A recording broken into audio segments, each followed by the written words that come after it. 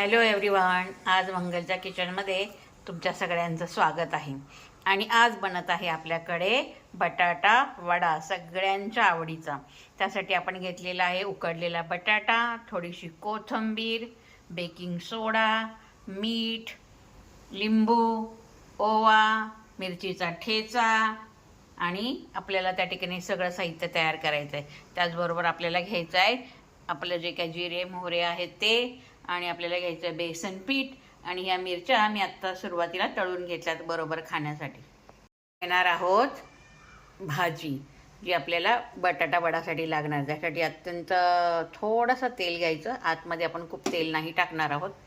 त्या तेलामध्ये आपण अगदी थोडीशी मोहरी टाकणार आहोत. तेल तापलेलं आहे. मग आपण टाकणार आहोत त्यामध्ये थोडंसं जिरं. जिरे मोहरी टाकल्यानंतर आपण त्यात टाकणार आहोत आपण जो मिरची, लसूण आणि आलं ह्याचा एक ठेचा बनवला मिक्सरमध्ये फिरून घेऊन, तर तो आपण त्यामध्ये ॲड करणार आहोत. कच्ची मिरची खायला चांगली नसते म्हणून आपण ती थोडीशी परतून घेणार आहोत. आणि मग त्यामध्ये आपण टाकणार आहोत थोडंसं मीठ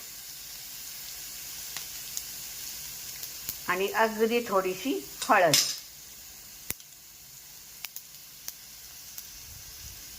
बटाटा वड्याला अगदी रंग देईल एवढी. आणि हे आपण थोडंसं परतून घेऊया. आपण त्यामध्ये ॲड करणार आहोत बटाटा आणि कोथिंबीर. व्यवस्थित त्या ठिकाणी आपण ते परतून घेणार आहोत आणि मिक्स करून घेणार आहोत.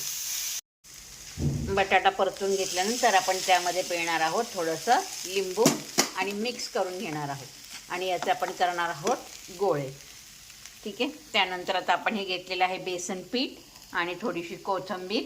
त्यामध्ये आपण टाकणार आहोत थोडासा ओवा, अगदी थोडासा सोडा, खायचा सोडा.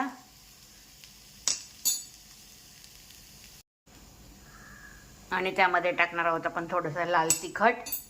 हे व्यवस्थित आपण मिक्स करून घेणार आहोत आणि पाणी घालून छान त्याचा एक थिक घोळ करून घेणार आहोत की ज्यामध्ये आपण बटाटे वडे कोट करून तळणार आहोत. ही झाली आपली तयारी.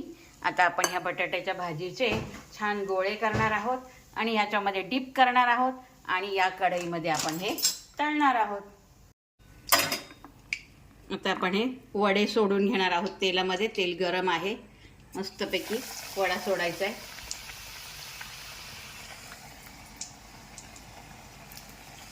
तेलामध्ये छान खरपूस वडे तळून घ्यायचे.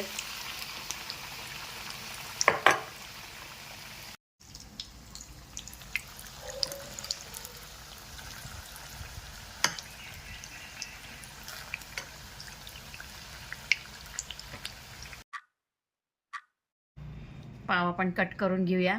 पावाला अशी छान चटणी लावूया. मी ही चटणी पुदिना, मिरची, कोथिंबीर, मीठ आणि चिंच घालून केलेली आहे. आणि त्यामध्ये जाणार आहे आपला वडा. आणि अशा प्रकारे आपला बटाटा वडा पाव तयार. आणि याबरोबर आपण सर्व करणार आहोत ती म्हणजे आपली तळलेली मिरची. याच्यावर मी लिंबू आणि मीठ दोन्ही टाकलेलं आहे. छान अशा वातावरणामध्ये आपला वडापाव तयार आहे. चटणी तयार आहे. सगळ्यांनी खायला या. नक्कीच तुम्हाला आवडेल. रेसिपी करून बघा. आवडली असल्यास लाईक करा, शेअर करा, सबस्क्राईब करा आणि कमेंटमध्ये नक्की सांगा तुम्हाला कुठली रेसिपी हवी आहे नेक्स्ट टाईम. धन्यवाद.